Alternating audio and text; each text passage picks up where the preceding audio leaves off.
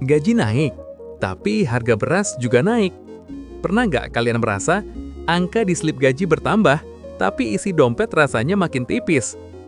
Akhir tahun 2025 ini, pemerintah resmi mengumumkan kenaikan UMK untuk tahun 2026. Ada daerah yang naik signifikan sampai 9%, tapi ada juga yang cuma naik tipis.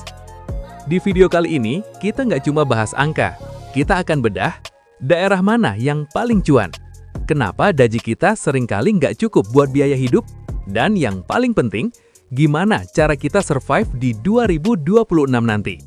Mari kita bedah tuntas. Oke, mari kita masuk ke data. Secara rata-rata nasional, kenaikan berkisar di angka 6-8%. Misalnya di Jakarta, angka yang sebelumnya di kisaran 5,2 juta, sekarang bergerak menuju 5,6 hingga 5,7 juta. Kenaikan UMK itu di luar kendali kita. Yang bisa kita kendalikan adalah cara kita mengelola uang tersebut. Jangan sampai ada fenomena lifestyle inflation. Gaji naik, gaya hidup ikutan naik. Aturan 50-30-20. 50% kebutuhan, 30% keinginan, 20% tabungan atau investasi. Mengingat isu PHK masih ada di 2026, dana darurat adalah wajib. Banyak orang terjebak dalam fata morgana angka.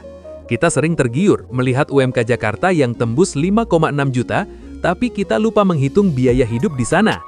Mari kita bandingkan dengan simulasi nyata. Di Jakarta, kenaikan 6% mungkin terasa besar, tapi mari kita lihat pengeluarannya. Kos atau kontrakan minimal 1,5 hingga 2 juta untuk tempat yang layak dekat tempat kerja. Makan, sekali makan Rp25.000, warteg sederhana, sebulan bisa 2,2 juta. Transportasi, meskipun ada Transjakarta, biaya ojol untuk last mile bisa habis Rp500.000 sebulan. Sisa bersih, mungkin hanya tersisa Rp1 juta untuk tabungan dan kirim orang tua. Bandingkan dengan di Jawa Tengah, misal Solo, dengan UMK sekitar Rp2,4 juta. Kos Rp600.000 sudah dapat yang lumayan. Makan Rp10.000 sampai Rp15.000 masih banyak, sebulan Rp1,2 juta.